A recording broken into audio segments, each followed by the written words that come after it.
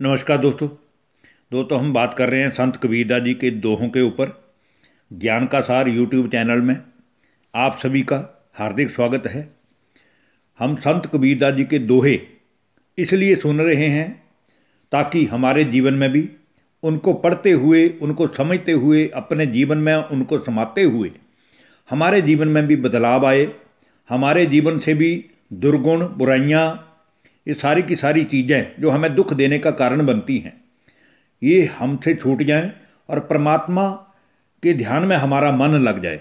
इसलिए संत कबीरदास जी हर दोहे में कुछ ना कुछ ज्ञान मनुष्य को देते आए हैं। तो आइए आज के इस वीडियो में हम 3 दोहे वर्णन कर रहे हैं, जिसमें भी खास करके कबीर साहब ने यही बताया है कि जो मनुष्य पाप करता है या तप करता है या अपने लिए कुछ अच्छे कर्म करता है, उसके लिए कितना समय मनुष्य के पास होता है। तो पहले दोहे में संत कबीरदास जी कहते हैं, माला सांस उसांस की फेरै कोई निज दास।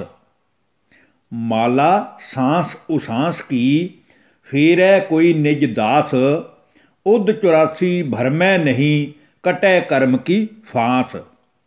अर्थात कबीरदास जी के कहने का मतलब ये है कि हाथ में लकड़ी की बनी हुई माला लेकर कोई भी उसको फेर सकता है। कितनी प्रकार की मालाएं संसार में कितने ही दुकानों पे मिलती हैं। क्या हाथ से मन का फेर करके हमारे मन का फिरता है? परंतु अच्छी बात यह है कि बजाय हाथ की माला फेरने से हम सांसों की माला फेरें। जितने भी श्वास हमारे अंदर जा रहे हैं या बाहर आ रहे हैं, श्वासों श्वास हमारा मन उस परमात्मा की याद में रमा रहे, उस परमात्मा की याद में ही हमारा मन समाया रहे। वो जो माला है, मन की माला, श्वासों श्वास चलेगी तो हमारे जीवन से सारे दुख ऐसे कट जाएंगे जैसे थे ही नहीं। और ऐसे भगवान के प्यारे बच्चों को या भक्तों को ये जो भव सागर है, जिसमें सतयुग से कलयुग तक 84 का जो चक्कर है, 84 जन्मों का, इसमें फिर ज़्यादा दुख नहीं मिलते। वो दुखों के बंधन से मुक्त हो जाता है और सुमरन करने से उसके जितने भी रास्ते की रुकावटें हैं, बाधाएं हैं, सब अपने आप ही कट जाती हैं। इसलिए जीवन बार बार के इनके दुख के बंधनों से मुक्त हो जाता है और स्थायी सुख शांति आनंद वाली दुनिया में ही जन्म लेता है। दूसरे दोहे में संत कबीरदास जी कहते हैं, 3 ताप में ताप हैं ताका अनंत उपाय। 3 ताप में ताप हैं ताका अनंत उपाय। ताप आत्म महाबली संत बिना नहीं जाए। अर्थात संसार में दैहिक, दैविक और भौतिक, ये 3 प्रकार के ताप संसार में कहे गए हैं, माने गए हैं, लिखे गए हैं।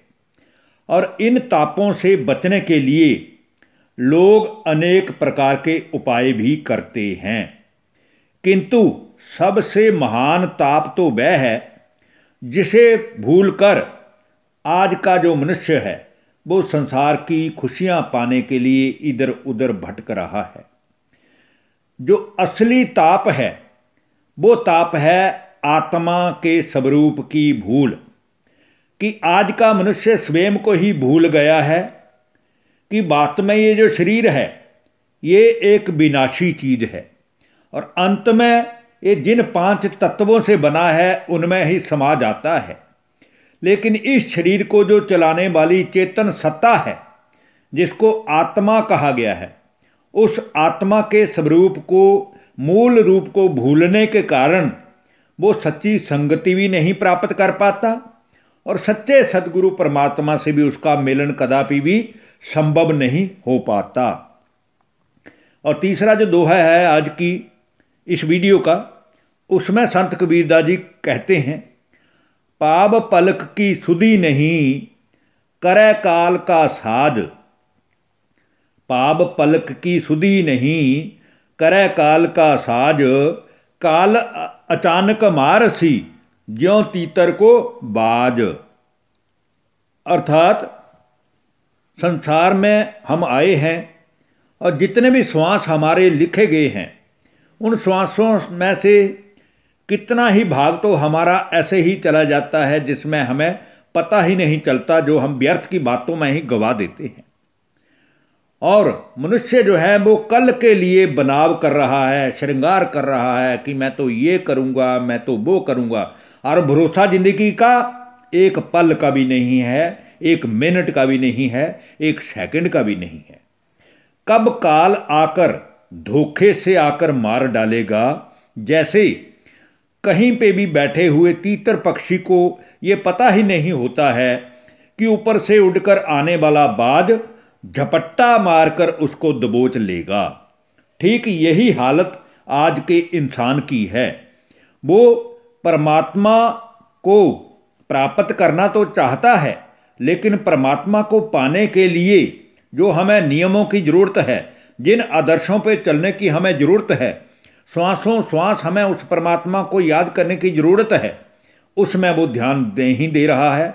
उसके लिए उसके पास एक ही बात का जवाब होता है कि आज मेरे पास समय नहीं है, कल समय मिलेगा तो मैं ज़रूर परमात्मा को याद करूँगा।